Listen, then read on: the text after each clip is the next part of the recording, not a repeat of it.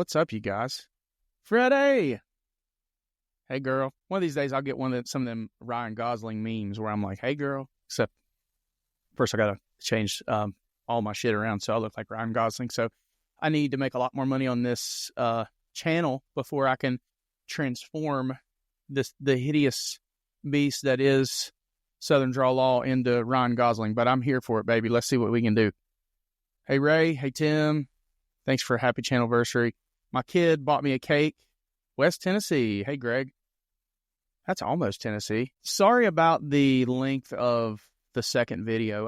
As I was going through it, I just kind of felt like I would cut out something important. It's really hard to, it's confusing anyway. And don't feel bad if you don't get it, because honestly, it just takes so much time and reading and just hundreds, if not thousands of hours of reading and thinking like the nerd that nobody wants to talk to at the barbecue unless they have a legal question before it really kind of like you get to think or can communicate in lawyer speak. So, and it's a disease that never goes away. Yeah. I'm a shapeshifter. I'm a shape. I don't do much shifting. Charles. Coopersburg, Pennsylvania. Hey, Davey. Thanks, brother.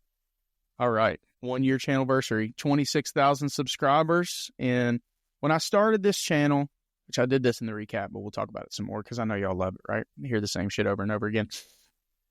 When I started the channel, I had like 400 subscribers, and only because, so it's funny, that doesn't even make sense. I started the channel in May of 2020, never posted anything, posted a video, posted three videos, actually, I think I posted one video about whether or not you need an LLC as a business owner, because at that time I wasn't sure exactly what kind of content I was going to do. I was just going to do like general legal stuff. And, excuse me. And so posted that video. It got a few hundred views, nothing major.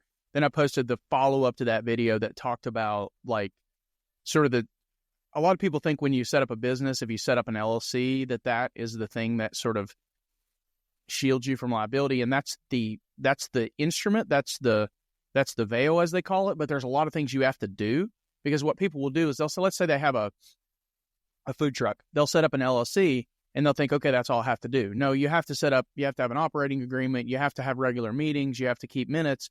There's a bunch they're called corporate formalities. And if you don't do those things, and then let's say you go out and you're, Dirk, size matters, don't be shy. Let's say that you go out and you hit somebody on the way to an event or something, and then they try to sue you, and you're like, but I have an LLC. Well, yeah, the court's going to do what they call an analysis that they call piercing the corporate veil, and they're going to look through to see whether you truly are whether the company is truly operating as a corporation or if it's an alter ego of you just for the purposes of shielding you from liability. And so you're going to still lose everything, even though you set up an LLC. So I did that as my second video. My third video was like a 10-minute video about don't talk to cops, and it was horrible and embarrassing.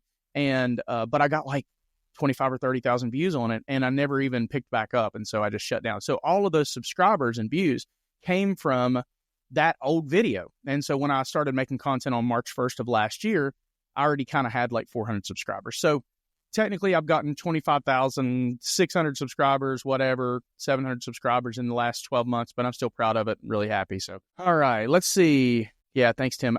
The one person commented that they thought it was too fast, and I understand it.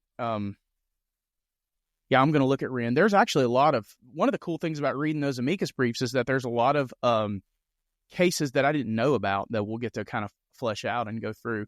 But these are my thoughts. And the reason there's a lot of stuff I didn't cover in the second part of that, and a lot of people are making really good points. It's a good question.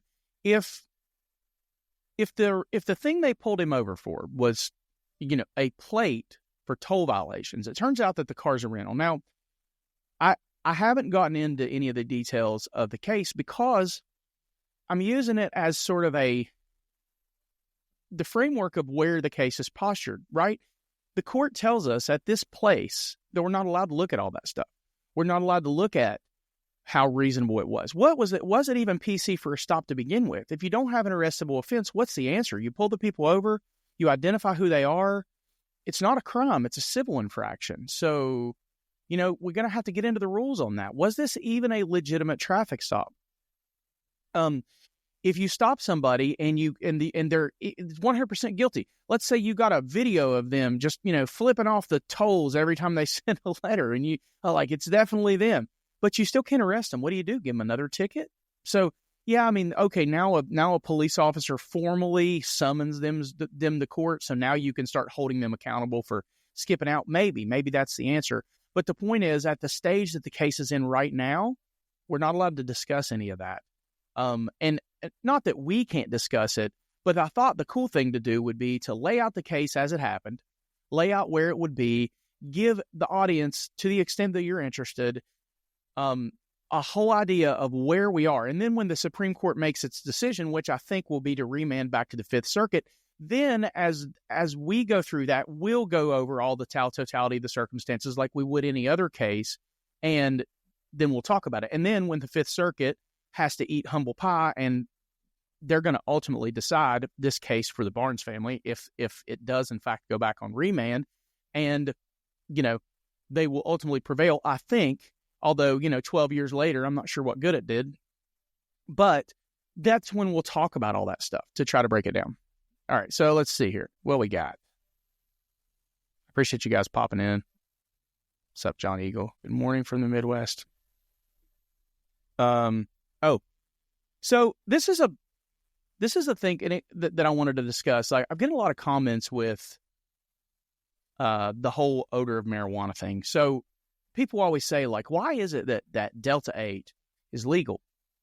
And there's virtually no discernible difference in odor from Delta 8 or hemp derivative, legal, gray area, not illegal hemp products that you can purchase at a gas station or a vape shop or whatever, and actual, regular cannabis. They smell the same. And it took, in Tennessee, there's a recent case, and I haven't read it, so that's why I haven't talked about it. I haven't read it because I've been too busy. But there's a case in Tennessee that just happened, and it's how long's Delta 8 been a thing you could go buy? I mean, several years, at least 7 or 8 years. Probably when this case happened, honestly. There's no difference. And I always wondered, like, what, before I was a lawyer, I always wondered, why does it take forever? Well, it's because, for one, the judges are 100,000 years old. And for two, just like this case with Ashton Barnes' killing, we're in year 9 after this guy died. It was like, March or April of 2016. We're 9 years later before this ever comes to, and nobody's even talking about the odor of marijuana problem. And, partially because he didn't stop and it didn't matter. And, ultimately, I can't even answer you today as to what was found in this car, because I'm going to delve into those details and look at the case holistically from the totality of the circumstances when that's the instructions that we can have. But the point is, they just had a case in Tennessee where the courts it used to be, if you smell marijuana, that's PC to search. And the courts have said, maybe that's not the case now. And it's not a full-on, that's no longer enough, but that's not a de facto thing, right? I don't know somebody's blowing me up here. Hold on. Sorry. So just, if my wife sees this, I love you. The reason that you had to put gas in your own truck is because you're grown and I had stuff to do and you left.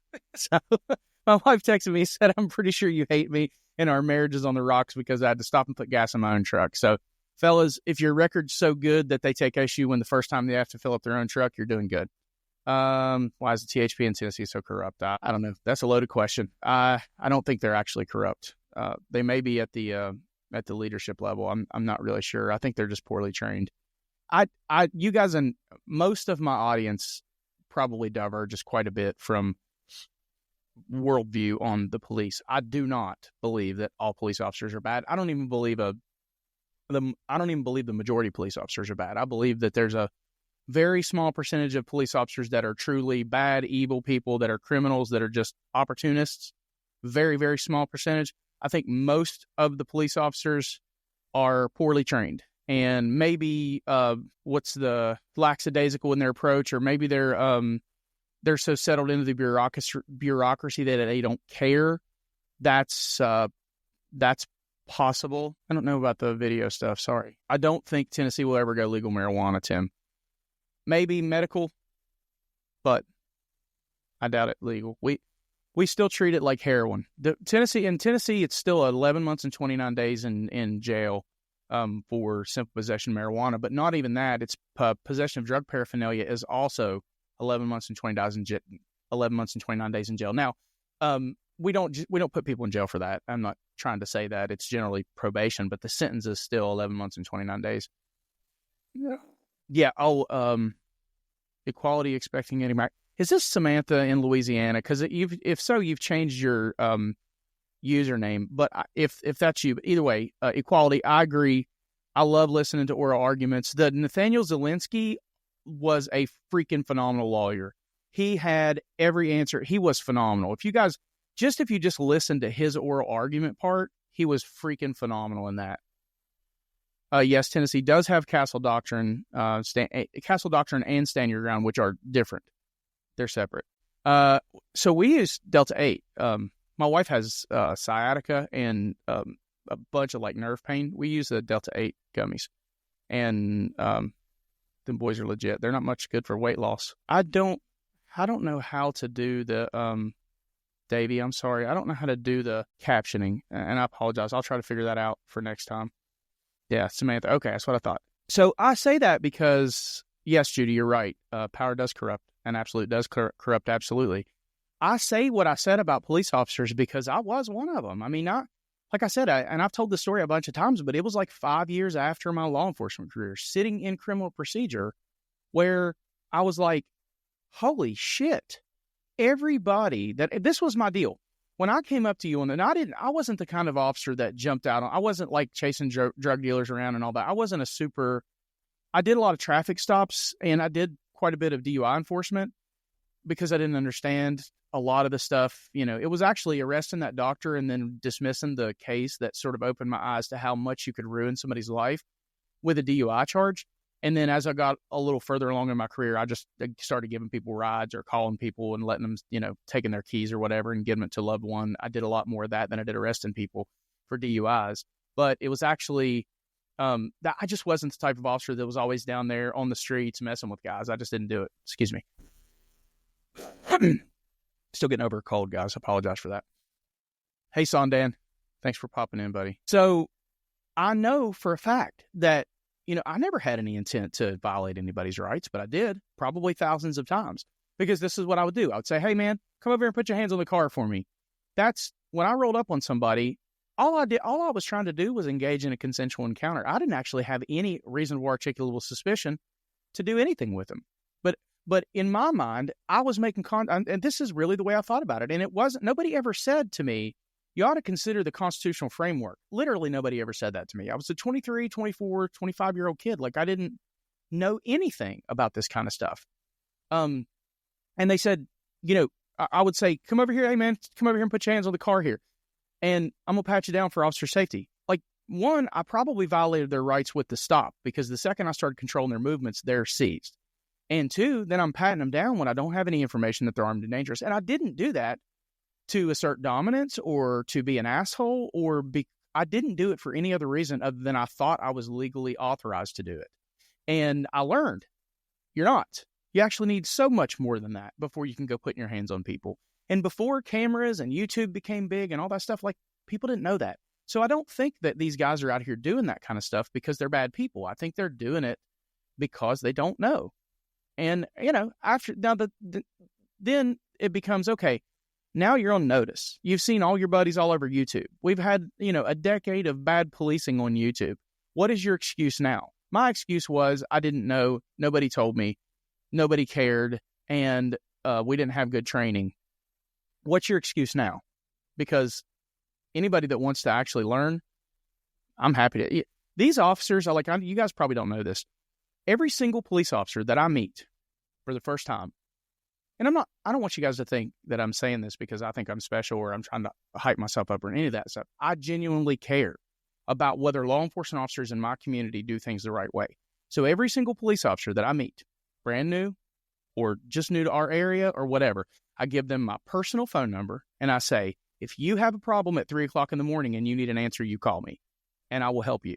If you need to know whether you're doing something legally correct or not, if you need to know whether or not, you've screwed the pooch. And I had a guy call me the other day. That's a friend of mine. That's a THP trooper, and said, hey man, I think I might have a problem with this situation. And he does have a problem with that situation. And he called me and said, hey, what do you think? And I'm like, well, you want the truth, And he's like, yeah, I want the truth. And I told him, I'm like, you might be taking a couple days off and you might lose the lawsuit. Because it was a Mims situation. It wasn't a Rodriguez situation. And it's like, okay, you're going to take a lick on this, man. This is stuff that you have to know. But these guys have my phone number. They know that if they call the DA's office, they ain't getting an answer. If they call, most of these people, they're not getting an answer. But if they call me, I don't care what time it is. I'll answer them and I will help them if that's what they need. All right. Let's see. Judy. Yes, Zelensky was a masterclass. It was phenomenal. I'm terrified of Delta 8. Listen. Delta 8 is not something to play with. Never, ever, ever take it within like 24 hours of driving. I lost my entire soul on weed brownies in Las Vegas in 2017. I'll never forget it. But anyway, that's it. I was just trying it for the first time. First time in my life, you could walk into a store and buy weed off the wall. Good morning, Spike. Thank you, Judy. So that's another funny thing. Judy says you need to teach classes to Leos. Okay, sorry, I'm getting used to the live thing, so a lot of times I'll read the question and not respond, and Scott, my buddy, told me that I needed to read it out loud. So anyway, read it out loud. Judy says you need to teach classes to LEOs. So here's the funny thing. You guys will get a kick out of this. The only thing I can teach at the college level, I do have a doctor of jurisprudence, which is considered a doctorate, but it's not a philosophical doctorate. It's not a PhD. So the only thing I can teach at the college level is paralegal studies, or because I have an MBA, I could teach some business stuff, or I can teach at a law school. I am not allowed to teach criminal justice because I don't have a criminal justice master's degree or a criminal justice PhD. So, academia is full of people who've never worked a day of criminal justice work, who've never worked a day of police work, who are teaching police officers how to be police officers, and all they've ever done is be PhD students in college and write and study. That's it. So, yeah, most people don't. So Samantha says, Equality says, I never knew I could ask questions or say no. When a cop picked up my purse and dug through it, I was terrified to say, hey, you can't do that. Yeah, I mean, people don't understand that. They're sort of trained to just let people do whatever. Yeah, I mean, and honestly, I dumped out more weed than I ever charged anybody for. So Otto says, if I was a police officer, the only way you're getting arrested for weed is if it's seeds and stems and mostly shake. I dumped out a lot more weed than I charged people with. Ray says, James, why is the Constitution of the United States not taught in Tennessee Law Enforcement Training Academy? Well, for one, we don't have a streamlined training academy. We have TLETA, which is Tennessee Law Enforcement Training Academy. And I can tell you 100% for sure that there's a guy there named Scott Wilder who is a phenomenal instructor. He knows his shit front and backwards. He was a Nashville Metro police officer. He is an attorney. And he teaches them. And I know for a fact that he teaches them correct information. What they do with it afterwards, I have no idea. So at TLETA, I can tell you 100% for sure that the cadets are taught the United States Constitution. The problem is you don't learn how to be a police officer at the police academy. You learn how to think like a police officer. In the same way, and by think like a police officer, I mean they're teaching you that everybody's out to get you and that you got to be ready to kill on a dime if that's what you need. All that stuff that creeps into the sort of paranoid approach that police officers take to doing their job all comes from the police academy. You actually learn how to be a police officer on the street and in your field training officer program. So if you leave the police academy and then your training officer says, listen, forget everything you learned at the police academy because that's not actually how you learn how to be a police officer. You learned it out here on the streets. Well, they probably don't need to be saying that. They probably need to be thinking, other than the constitutional law stuff that gives you your authority to do everything you do in this job, forget everything else. But that's not what they do. So these guys get out. They're like, everything you learned at the academy was just to get you ready for this. Your real training starts now. And then they just do what other people do, and it's wrong. And that's how we get there. All right, Sondan. As a doctor, I don't understand how marijuana is a Schedule I drug. Federally, it's still considered Schedule I. In Tennessee, it's a Schedule 6. I like how in Sondan, you like to bust my balls, so I'm going to bust yours, even though I have never taken it. So he and Bill Clinton have never inhaled marijuana. Everybody put ones in the comments if you believe that Sandan, the doctor, has never used marijuana ever. If you think he's full of shit, put 2s. I'm just joking, buddy. I believe you. No reason to lie. Obi, this is Obi-Juan from Hawaii, my buddy. Mr. White, we need your work and your style is great. We appreciate what you do and sincerely hope you keep doing it. Thanks, Obi. I appreciate it. Spike, I'm old enough to be around before we had internet in our pockets. Citizens and cops have no excuse to not have a basic understanding of our rights today. I tell this to my kid, right? By the way, my son, I don't know how many people were in here, but my son bought me, hold on, let me move this mic for a second. My kid bought me a nothing but cake for the Channelversary because he's a good boy, which I'm going to eat all of that after I have a Delta 8 gummy later. No, just joking. Sort of. So my kid, he and I talk about this. They don't know what it's like to have to wait at all for information. When we had dial-up, man, it was like typing back and forth to strangers, like you were this close to being, snatched up in a white van that says free ice cream on the side of it. Like, it was so dangerous to be a kid when I was a kid. Anyway, yeah, they don't have to. Ganja Girl, I enjoyed your videos on Terry and Mims. Will you do one on Brady? Yes, but Brady is not a very exciting case. So Brady gets applied to a lot of different situations, but Brady is really more about like technical sort of malfeasance on the part of the state than it is about stuff you see every day. So, but I'll do one at some point. Click on the comment so Snark and Sass, click on the comment you were referring to or to just highlight the chat in a way to acknowledge without responding. So I don't know how to, so I use a software called Riverside. I'm not directly on YouTube and it's integrated somehow, but I don't know exactly how. Ray is a retired Tennessee trooper. They didn't teach it in the 80s. I'm sure that's probably true. I went to the police academy in 2003 and we did get constitutional law and it was taught by a lawyer, but it was very, very skimmed over. You can be a regular guest speaker in a college classroom. Davey says you can be a regular guest speaker in a college classroom. That's true, but I don't have any control over what gets taught. And, so I'd like to do it as a career, I think, but well, Sandan, that's actually not, and I said this on my last, so Sandan says, I have posted this multiple times. How can you learn the law at the police academy in a few weeks or months? It took White several years to learn this. That's actually not true. And I've actually said this multiple times. I don't think that the amount of time you spend learning the law is the issue. And the reason I say that, and I have empirical data to support it, the reason I say that is because I went to the police academy for 16 weeks in 2003. I stayed there. I was there 5 days a week. We generally worked 12 to 14-hour days starting about 5 o'clock in the morning and going to bed, 10, 11, 12, whatever, whenever they got done punishing you for the day. It was I shouldn't say it's very similar to boot camp because I never was in the military, but from what I understand from guys that were in the military there, it's very similar. So that is roughly the same amount of hours that I spent in criminal procedure class in my 3rd semester of law school. Being a lawyer is very, very different. As I know you know this as a doctor, it's very, very different as a doctor. There's a right answer in scientific questions, at least. There's no right answer in the law. It's all one little thing can change everything. And so the truth of the matter is that law school takes 3 years, but every single thing that I talk about on this channel, I learned in a single semester in criminal procedure class. And, obviously following up, reading cases and continue to understand, but it's roughly the same amount of time. What matters is who's teaching you and what they are teaching you and whether they understand it well enough to just give it to you in a way that can be broken down and digested for anybody. And that's what I try to do here. I try to take overly complex things and make them easy enough for everybody to understand. But there's like basically a bifurcation in my audience. There are people who believe what they believe, cannot be convinced. They're not persuadable. They simply they hate the government. They hate the police. They hate the Republicans. They hate Trump. They're just mad. They're just here to be mad and to find other things to keep them mad. And I make content for those people too. I get it. Those are not the people that I'm trying to persuade though. What I want is somebody who actually cares enough to take a look at the facts and then make a decision, not come in with a decision that they've already made about A, B, C, or D.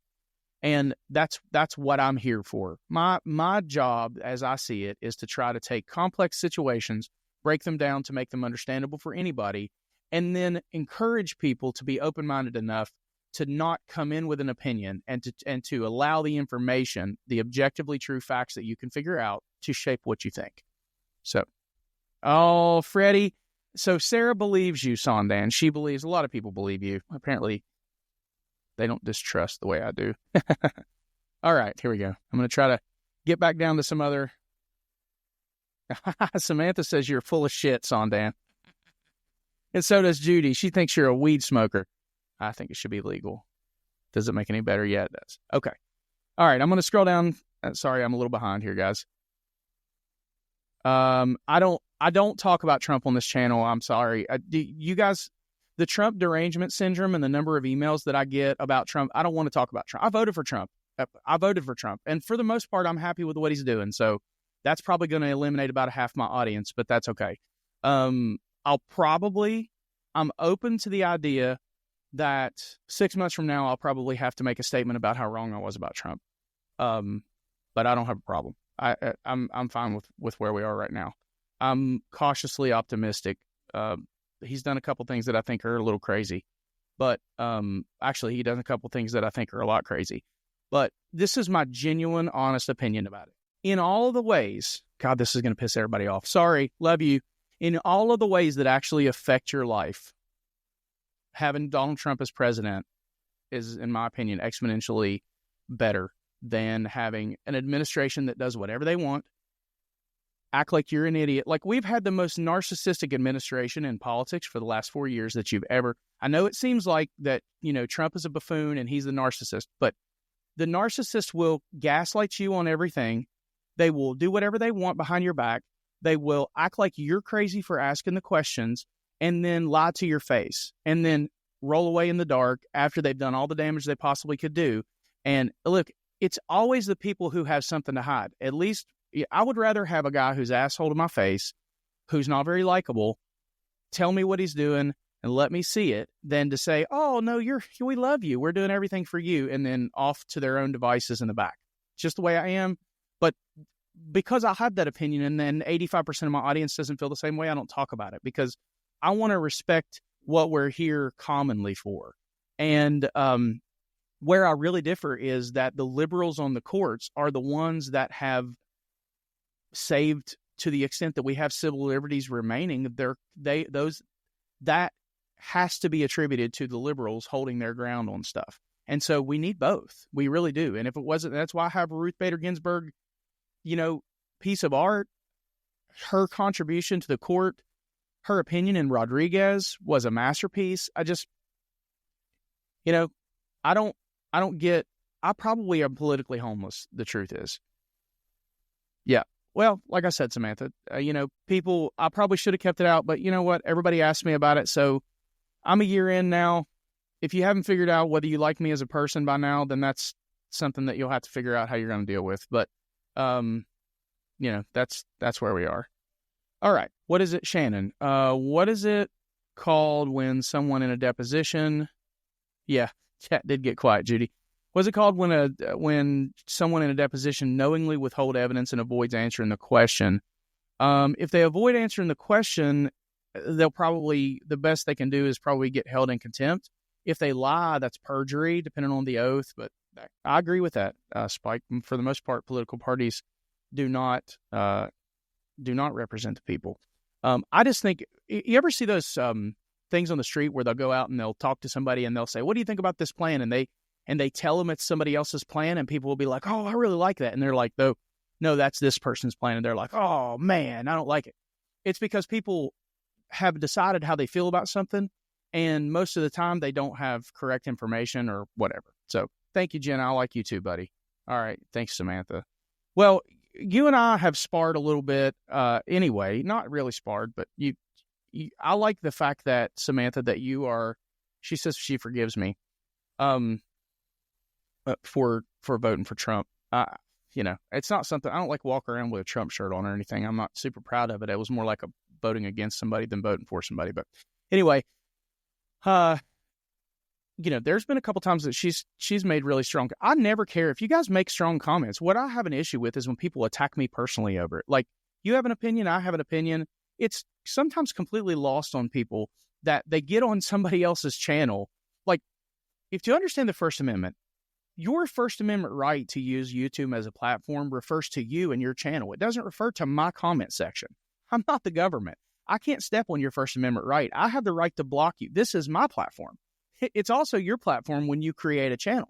But you don't get to come to my platform and talk any manner of shit that you want to me and call it First Amendment rights. The fact that people think that they can come onto somebody else's channel and say, you're going to do this or you're going to think this way, like, that's completely antithetical to the constitutional freedom of expression. So the fact that people think that means that they really don't care about the Constitution or the law. All they care about is whatever makes them comfortable and whatever helps them feel better about themselves. So Samantha says, why would a cop charge you with a crime and then add an additional charge of principal to the crime? I don't know. I'd probably need a little bit more. Why don't you send me an email? Because I don't know there's more to that than I can answer. Generally, you have accessories and principals. The principals do certain things. Accessories are, more people that's like facilitate. Those are called inchoate, INCHOATE, inchoate offenses. So it's kind of nuanced. Thanks, Dave. I like you too, buddy. I don't like, so Fred says, okay, this says show on stream. So I'm going to highlight, oh my God, looky there, guys. I'm learning. Freddy Spaghetti says, I don't like such a dork. I don't like political parties, but I don't really like sports either. Same mentality. Now I agree with that. Dave, no. So Dave says, I like you, James. Okay. That's Dave Big Dog. Later, he said, in a heterosexual way, but I'm not going to highlight that one, Dave. I'm going to just put, I like you, James. And we're going to keep it that way. And we'll let people wonder whether you're gay. That's fun. And then Judy, oh God, I'm learning so much. Judy's going to make fun of you with the laughy faces. Okay. All right. I'm sorry. Toragine. Repeating a question, Pearson versus Ray, what is your take on this case? Off the top of my head, I'm not familiar. So I need to probably look it up. I probably know the case. I need to have my memory refreshed. Yeah. Otto says trolls are so sad. Just block them and keep rolling. Look how I get to work this stuff, guys. Look, I can click on it. Thanks, Snarky Sassy. She taught me. It is my internet or yours that you have a blurry face. No, it's probably just my face. My face is the problem most of the time. No. Okay. Samantha, you've never disrespected me, but you did one time. I did say something. I think it was the video about, I'm positive it was. It was the video about the Vietnamese New York police officer that shot somebody in road rage and a road rage incident and just left them in traffic. And I made some comment about how Democrat Party generally hates guns. And I made some statement about that. It was either that or it was I'm pretty sure it was that video. And you didn't disrespect me, but the first words that you said in your comment were, bullshit, I'm a lesbian from Louisiana or something like that. It was just very okay, this lady believes what she thinks, or she believes what she's saying. Let's see. All right, let's see. That's, I don't know the answer. So here is, why can you not get video or audio recording in Tennessee until discovery, but if it's a DUI, you can get it? Hold on a second. So, the general rule is that you're not officially charged. And I know, I hate this because try to tell somebody who's been locked up for a month and can't get bonded out that they're not officially charged with a crime because they haven't been indicted. But the rule is that you're generally not officially charged until you've been indicted. And until you're officially charged, you're not entitled to discovery. Now, in Tennessee, it actually varies. We have 32 judicial districts in Tennessee. And it varies from district to district, and I'm not sure if there's been any case law on it in the appellate courts that say that you have to give them a DUI video. Generally, DUI prosecutors are okay with releasing and the state can release whatever they want. They don't have to until you're indicted, but it will generally encourage people to plead if they have a video of them being sloppy and crazy all over a DUI arrest, and they give them the video. So it really just depends on the district, and I'll have to do some research as to whether or not there's actually any case law that says you're entitled to a DUI video, but you're not entitled to anything else. Okay, Shannon says, What can I do if I've reached out to my local attorney general and they refuse to answer my complaint? In fact, I mailed a complaint off a year ago and they don't know where it's at. The truth is that there's not much you can do. There's nobody to hold the attorney general accountable except for the voting base, depending on whether you have an AG that's appointed or an AG that's elected. But there's not much you can do. They're bureaucrats and they do whatever they want to do. That's the truth. Otto says, I like James exclusively in the gay way. Well, thanks, buddy. I appreciate that. Dave does want everybody to know that he's heterosexual, unless he's talking about me. And then he just gets this thing that happens to him.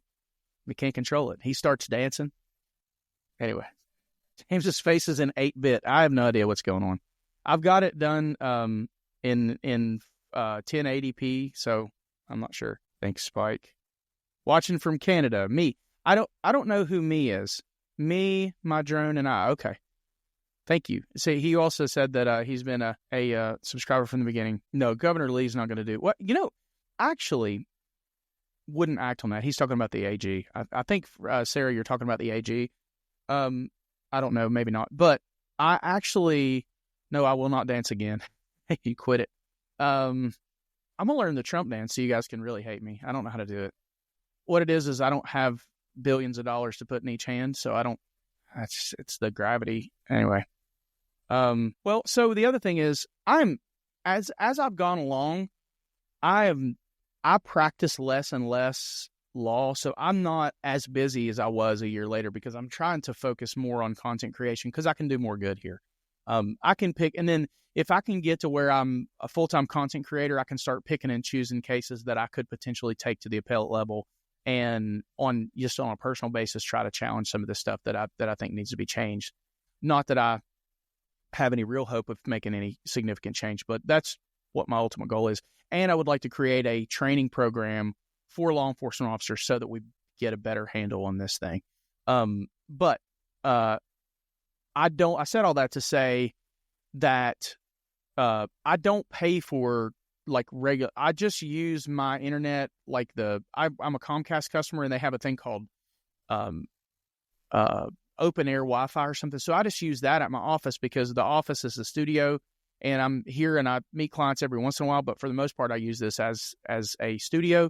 And so it could be that my internet connection is not fast enough here. I may have to do that for you guys. All right, Brian, Jackson, Michigan or Mississippi? I think it's Michigan. I really like your style and chill demeanor. Thanks, man. Appreciate that. Thank you, Cabs. Appreciate it. Is content creation as lucrative as being a lawyer? I'm not a rich lawyer. I never wanted to be a rich lawyer. My approach, so the answer is yes, it's more lucrative. Not to put people's business out there, but just think about this. There's if you're getting 1 million, generally this space pays about $3 or $4 per 1,000 views. I average around 500,000 views a month. Somewhere between different things that I monetize, I'm about $2,000 or $3,000 a month, depending on how the month goes or whatever. But I'm small potatoes compared to some of these big creators. We've got creators in this space that are doing 500,000 views a day, 300,000 views a day.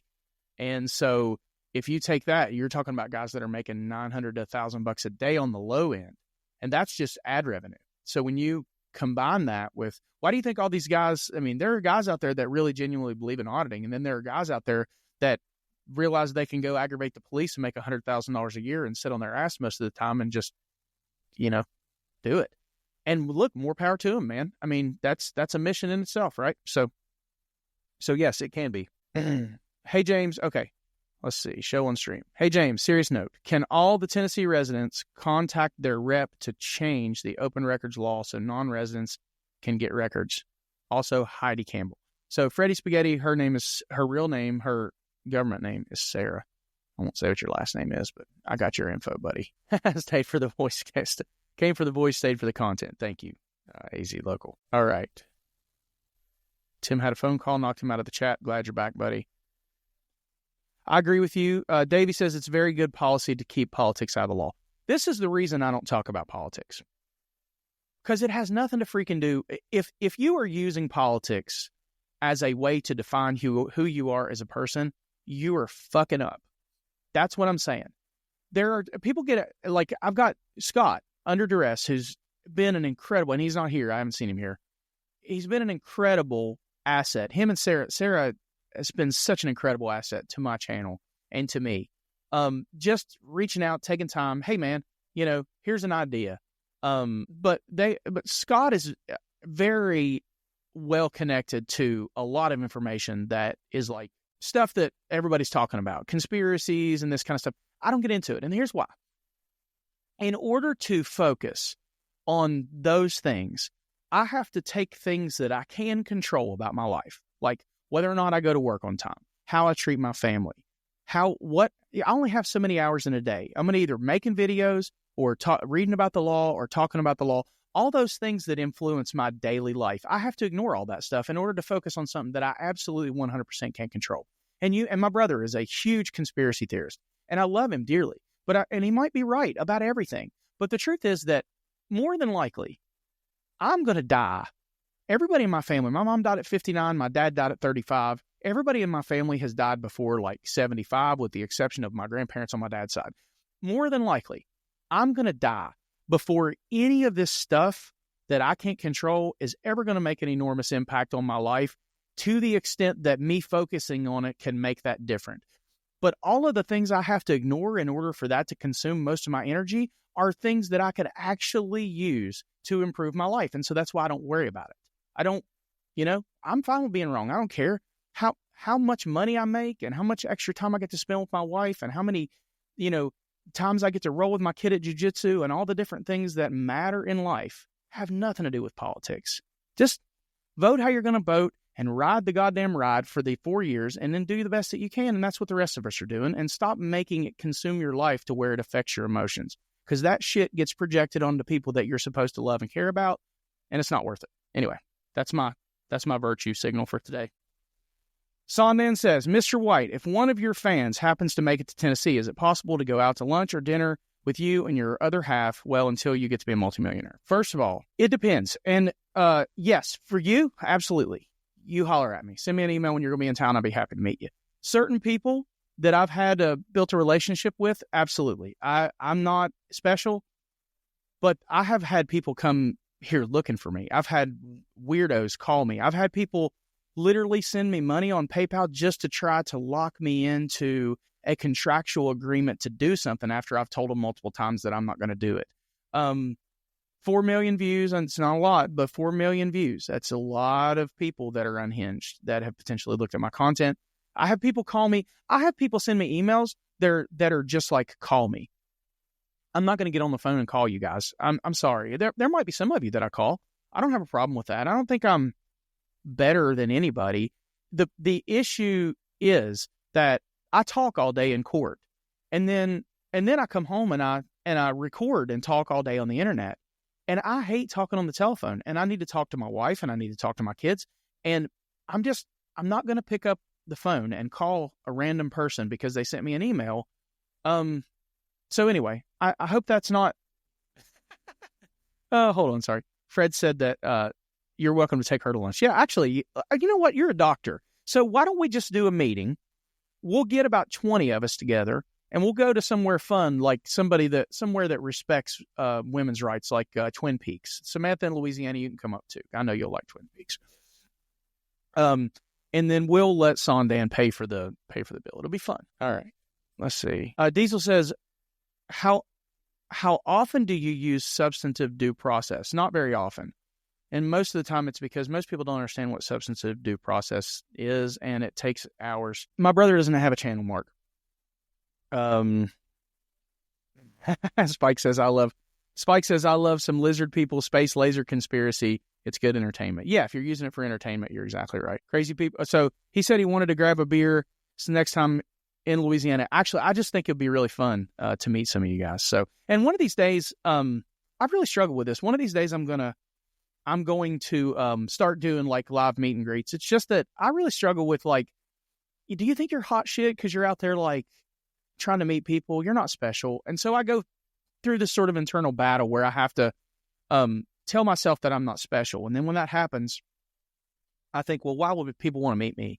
And I'm just a regular dude, man. So, yeah, I mean, somewhere along the way, I'd love to meet you guys. But I try to, I think it's better for you if you just tell yourself not to buy into your own legend very much. So that's my goal, is to try to be a better dude every day. That's it. No, I'm not. Yeah, here we go. There you go, Samantha. Now I don't know why you changed your screen name, so nobody knows who you are. All right, here we go. Jenna says, I enjoy your videos and thank you for sharing your knowledge and insight. Thank you, Jenna. I appreciate that. It's very sweet. 20 people. Chris said 20 people do credit card roulette for paying. That's true. That's very true. Davey said every politician makes one half of the people mad on every issue, and one time or another they are not trying hard enough. That's true. That's absolutely true. All right, here we go. I'd love to meet you too, guys. Let's see. All right, Cab says, I will be visiting Oregon in September on holiday. Do you have the same rights as an American if officer? Yes, if you're in the country legally, well, even if you're in the country illegally, you still have the same constitutional protections. Thank you, James. Are the Fifth Circuit Court, that's in my jurisdiction. If you're in Texas, the Fifth Circuit is in your jurisdiction. Texas, Mississippi, and Louisiana. Dave says, if you're ever in Baton Rouge, I'll buy first round Twin Peaks. The only time I've ever been to Louisiana is when I was a police officer. I went to a relief mission. Actually got a Medal of Meritorious Service there for Hurricane Katrina.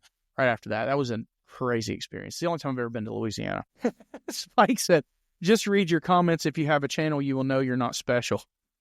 That's true.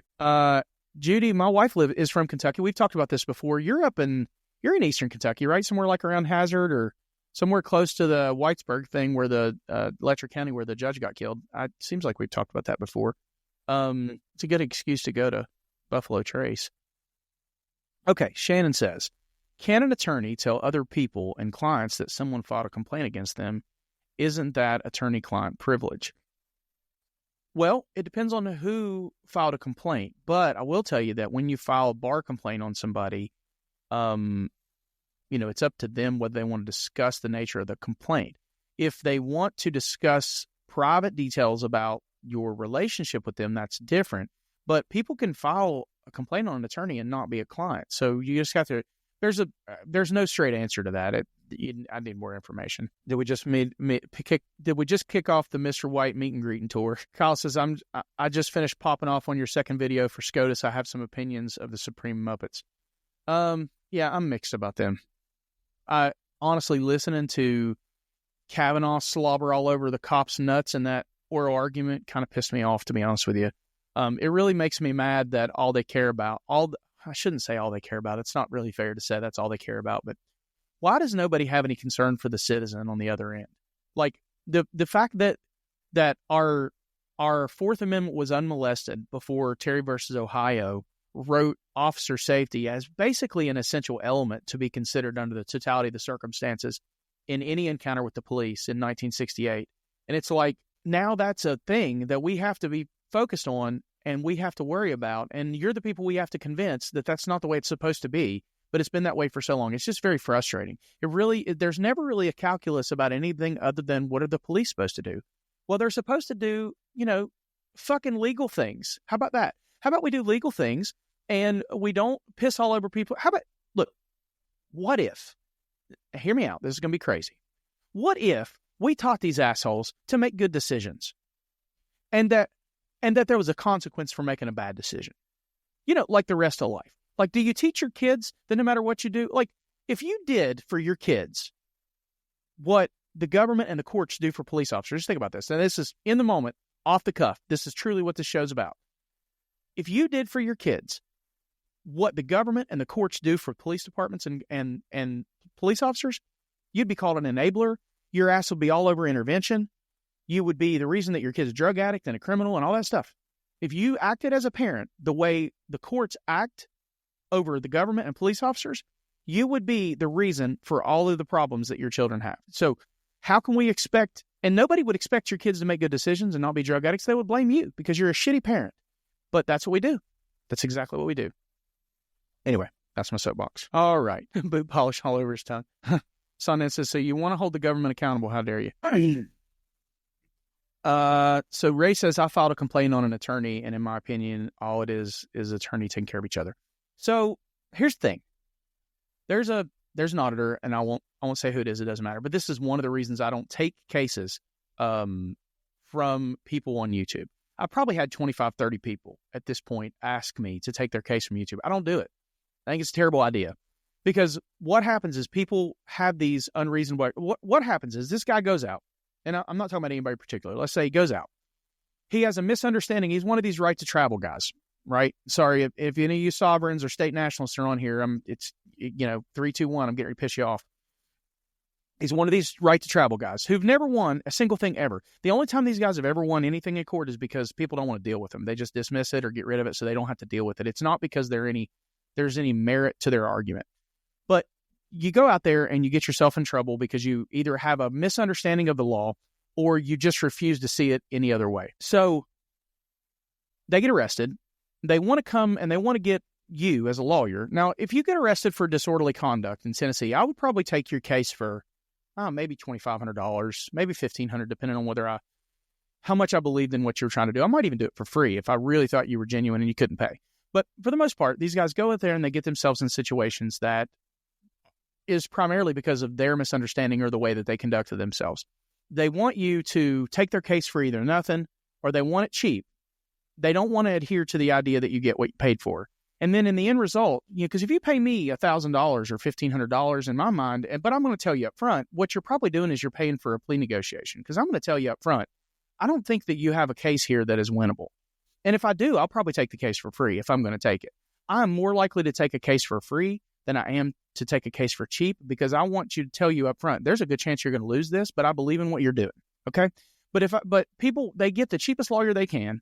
Then they want to get pissed off that the lawyer wants to go do a plea negotiation for them. And then they want to complain on the lawyer. Why would I take a client from YouTube that I know there's a 70% chance that they're unreasonable in the first place, and because of the shit they say in my comment section, and then they write me emails, and then they tell me a story about the case, and I get all the documents. It's completely different than what they described it. They want it as cheap as possible, and then they can go complain on me to the bar and fuck up my license? No, thank you. Not interested. All right, here we go. Obi asked a question I want to go back to. Here's a question. How can police policy trump the law? Chiefs ignore when a cop breaks the law and only address he violated our policy. Well, okay. Both those things can be true at the same time. For one, the chief doesn't have any dominion over the way the law is decided. So the only control that the chief can exercise is over the policy. And the only thing they can do is judge whether or not the police acted or conducted themselves within policy. You build these boundaries for people as a policy administrator, and all you can control is whether they operated within that. If they did something illegal, not outside of policy, but truly like broke the law, then you can make the decision to refer that out and have some other agency arrest or whatever, charge them, whatever. But ultimately, the chief is all he can control is personnel, and he does that with policy. So it's not necessarily that it trumps the law. It's just that his bailiwick is limited to what he can have authority over, and the law isn't it. It's policy. That's where he can have his most.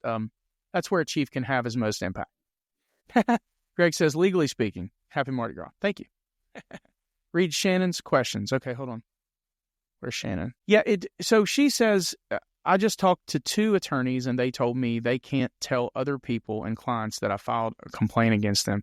Yeah, if it's your client, I don't think you can. It depends on the state. There's model rules for professional conduct, but it depends on the state and it depends on what their rules are. But I think if the complaint is based on your representation of somebody, you would be bound by attorney-client privilege. In fact, you're not even really supposed to tell people that you represent somebody without their consent. Ray says, if everybody threw as big a fit about the Fourth Amendment as they did the Second Amendment, these asshole cops would stop. This is coming from a retired trooper, guys. Yeah, you're 100% right. But I might have you on one time, Ray, because I'm curious now that one thing that has happened to me and that I've noticed has happened to other people that have left law enforcement. I've noticed it about Dominic Izzo's channel, the Cop Talk Live is what he calls it now, but it's a good channel. And I like his channel because he thinks differently than me, but I've noticed him become a little bit more militant the further that he gets away. And I think that that's what's happening to me. The more distance I get between me and the government and the state, the less I trust, the less benefit of the doubt they get. And you start to see things for what they are. And I think that's true. I'd be curious to hear your take on that. When are they going to stop? Judy says, when are they going to stop allowing officers to mute or stop body-worn cameras? I don't know. Well, one, the problem is we got to get everybody wearing them. And then we can set a national standard, right? But the biggest issue is nobody has a national standard. The federal government doesn't have control over local government. It's a 10th Amendment issue. The federal law enforcement can't say, even as the Department of Justice, you have to do this. You can't do that. It's a violation of the 10th Amendment. The 10th Amendment says that localities that the state government gets to control everything that isn't basically enumerated in the Constitution. And that applies to law enforcement. All law enforcement, just about all law enforcement, is not federal and is not influenced in any way by federal government, other than the way the federal government can control, which is why DUI is so out of control, is because they control the purse strings. They can say, well, we're not going to give you money for roads if you don't do this, have a .08 standard, whatever. They do it all with money. But, it's going to be different from place to place, no matter where you go or what you do. All right, let's say TrueFab says, do you have the fifth not to incriminate yourself by signing a ticket? If you're not under arrest, you have the right to enter into a contract with the government. Okay, so signing a ticket is not an admission of guilt.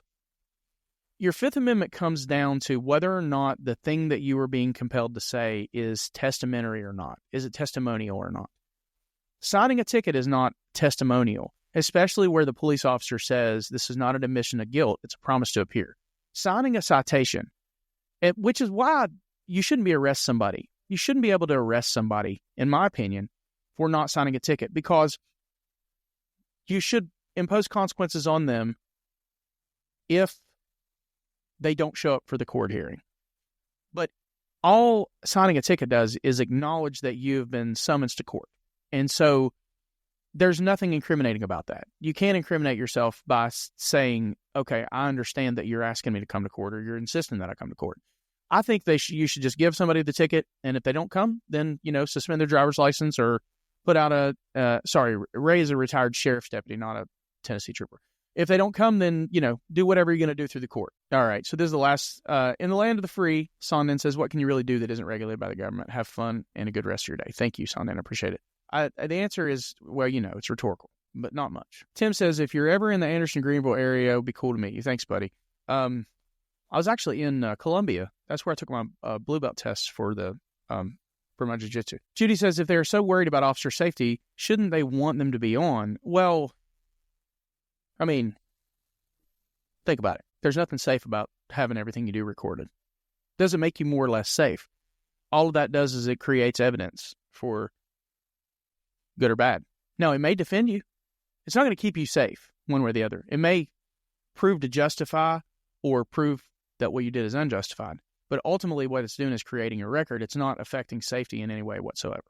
In fact, I could probably make an obnoxious argument that it's an extra cord that I could wrap around your neck and strangle you with if you want to know the truth. But anyway, I'm curious what you guys... Okay, look, I want to see what Spike says here.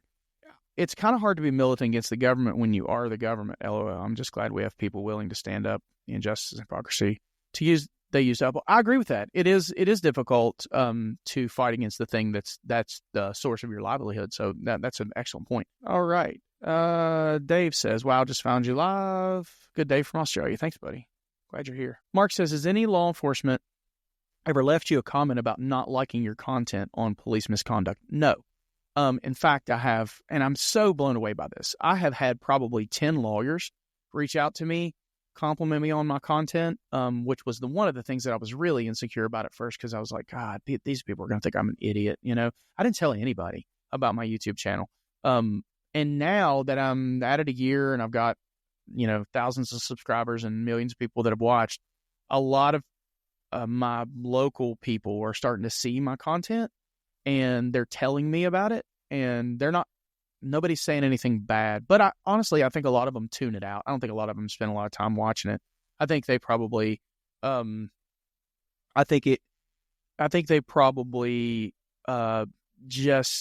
probably have decided that my content's negative about law enforcement, and they just accept that and they separate it. But if you actually listen to my content, how would you ever defend any of the cases that I show on my channel? That's my thing. If you can watch a case on my channel, because the ones I talk about are pretty damn bad, if you can watch a case on my channel and defend more than 3 of them, you're broken. Your brain's broken. You should not. Those are not the hills you die on. You don't die on the hills for the interactions that I show. All right. Thank you, guys. Thank you, sir, for your content. Diesel says, hey, James, love your new court channel. I'm trying to figure it out with the court channel. Thank you. I just didn't realize how much negativity there is in YouTube. I get a lot of negative comments on that too. Samantha says, or Equality says, where's it at? There we go. You're doing fabulous things. I still add the sunnis.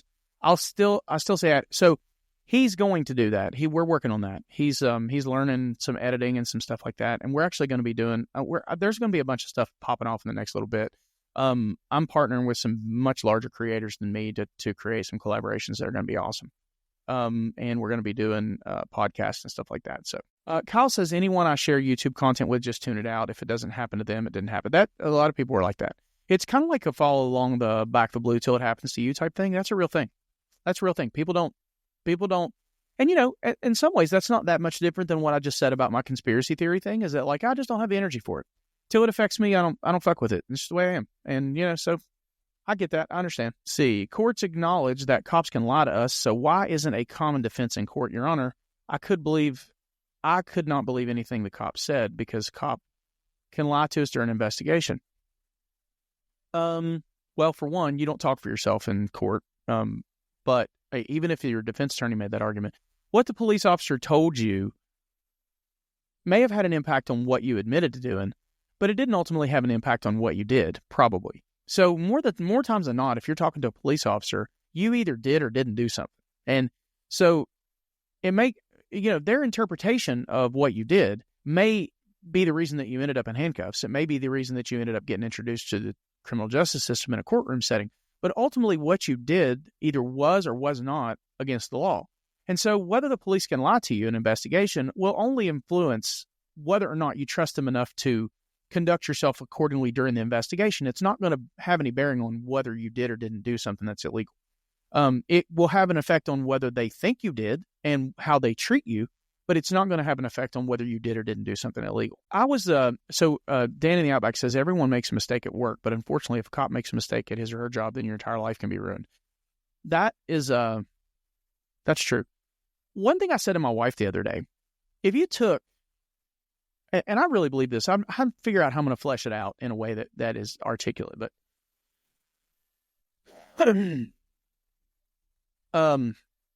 if you ever see these people that are like, all wrong answers describe this, or you caption this picture, all wrong answers. What if you did that with your job?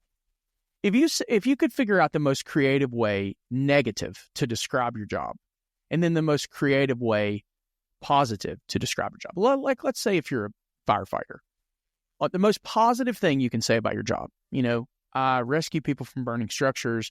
I do whatever, right? Just think about it. So this is what I said to my wife, because we were talking about nursing. She hates nursing. She had a 7-year-old die in her arms a couple years back, and she's an excellent nurse, but she really, really struggles with it. And I said, if you could think about all the most negative way you could describe your job and the most positive way that you describe your job, and then put those together on a piece of paper, and then on the average, are you closer to the most positive way you could describe your job and your daily activities, or are you closer to the most negative thing that you could say about your job and the daily activities? And that is what you actually do for a living. If you think about it, if you got 10 days and 8 of them, if the most positive thing you can say about your job is, I help people who are in the middle of domestic violence victims, or I saved somebody's life who was being kidnapped or whatever. But out of 100 days as a police officer, how many days is that actually true? And then on the negative side, I cause people to have to spend hundreds of dollars in court costs because of traffic violations. I arrest people and take their liberty. I cause people to have the worst days of their life. If you really think about it, and you can do it with any job, how many days out of 100 are you closer to the worst version of that job? And then, is that really the right thing for you? I don't know. That's just something that I've thought about recently. All right, here we go. I'm going to wrap it up here, guys. Let's see. I am free. It's despicable. I missed Judy, I missed it. Let's see. Fred, have you seen the young dad who the cops lied to get him to admit to selling so they would give his gas money to his wife and civil asset? No, I didn't. I didn't see that one. Will you send it to me? Send me an email for it? Okay. Yeah. So what do you guys think about that? Like, I don't know. What do you think about that? What I said about the different ways that you can view your job, and then yeah, that's something I want to flesh out at some point. What I like about doing the live, and thank you, Obi. It has been fun. I enjoyed this. Scott finally made it. I clean windows, so all I do is make people happy. Thanks for coming in, buddy. What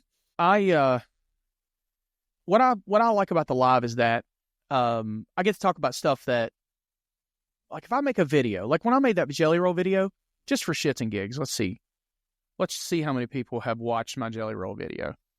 And when I did the Christmas video, the recap, I think less than 1,000 people watched that. Let's see. As of right now, the year interview, 1,000 people watched it. Origin story, where I kind of told my backstory, like 1,300 people watched that. Whatever, that's fine. I'm not that interesting. It's fine. I'm not saying that. I'm just saying that some of the stuff I'm interested in talking about is not stuff that is a big hit with the channel. 3,700 people watched my jelly roll story. To me, that was in my opinion, that was one of my best videos. It was one of the best sort of thought exercises that you can do, is to reflect on, as you get older and as you get new information, how that's changed you. But nobody in my audience is really interested in that. I shouldn't say nobody. I mean the bulk. Generally, when I'm on 90-day stuff, I have about 250,000 returning people and 250,000 new people that get introduced to my content on a rolling, like, quarterly basis. So that's where I am right now. And then I put out a video like Jelly Roller, where I'm really talking about, emotional stuff that may be uncomfortable for people. And it's not about, like, the police and stuff like that. We're just talking about, it's maybe, somehow related to the law, but it's not directly on point. And I'll notice that people just don't care. And so what I love about this, but like you guys are basically insinuating, the same people that are on this live are the same people that watch those videos.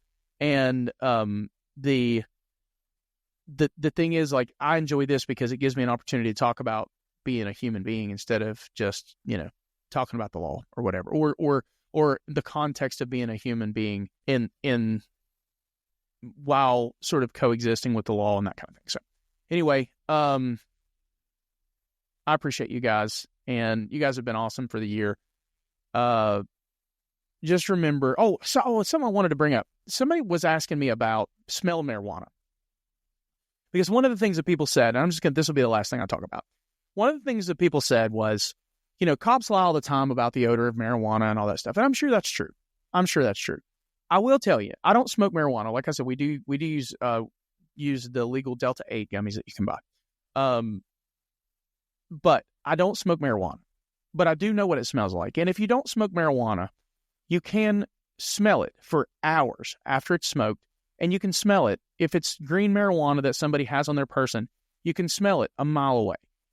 I've literally smelled it when I've been driving down the road and there's only one other car on the roadway, just me and that car. And I have smelled marijuana as that car went by me. So the idea that I promise you can smell marijuana almost 100% of the time when it's in the vehicle, unless it's like vacuum sealed or intentionally the scent is masked or whatever. But here's the thing. Two things can be true at the same time. An officer can smell the odor of marijuana and the person not be in possession of marijuana. Because if you've had marijuana in your vehicle anytime in the last 3-4 hours, I'll be able to smell it. If you've smoked marijuana, burned marijuana smells differently than green marijuana, which you probably know. I can tell that you've smoked it. And I don't have like a super sniffer. It's nothing special. It's just that it's very, very fragrant. You can tell. So the idea that somebody can't smell marijuana, or that a police officer says, I smell marijuana, and then because they didn't find marijuana, that automatically means the police officer's lying, that's just silly. It doesn't make any sense. I'm not saying police officers don't lie. I'm not saying that at all. I'm just saying that it doesn't necessarily mean that the person is lying simply because they said they smelled marijuana and ultimately there wasn't marijuana found. there's a lot of things that can happen, and those things both still be true. So, but it's just so easy to this is what really happens. People were intellectually lazy. It's so easy to dismiss a person based on who they voted for or what books they read or whether they believe the same thing as you. Because if you do that, you don't have to contend with their ideas. You don't have to face the fact that they might be right about something that you're completely wrong about. And you don't have to learn, and you don't have to grow, and you don't have to do anything except continue to exist in your own echo chamber. And that's easy to do. And all I'm saying to you is that you're better than that. You're better than that. You owe your life, the people that you love, more than that. So work a little harder to try to think about things and in a way that is not so black and white. Because especially if you're interested in the law, everything about the law is gray. Nothing's black and white. So anyway, thank you guys so much. Appreciate you. Fred says, my kid's cologne smells like marijuana. And yes, I'm sure it's cologne. That's true. And so do certain IPAs have like a hoppiness to them that has a little bit of a skunk weed smell to it, but still real marijuana you can smell. Anyway, appreciate you guys. Thank you so much for putting up with me and for constantly supporting the things that I do. I haven't decided what I'm doing with the second channel yet as far as like how often I'm going to post and how far I'm going to branch out. Obviously, I got to at some point start doing videos other than fucking David Fleischer or people are going to stop watching. So I got to figure that out. And sometime in the next year, we got some big stuff happening. I do believe that mostly by the end of this year, I'll be full-time content creation and doing part-time law, just kind of picking and choosing the stuff I want that I think can make a difference. But anyway, thank you guys so much. Appreciate you. We're going to sign off, and happy Channelversary, 1 year today. And everybody have a good day. Thank you.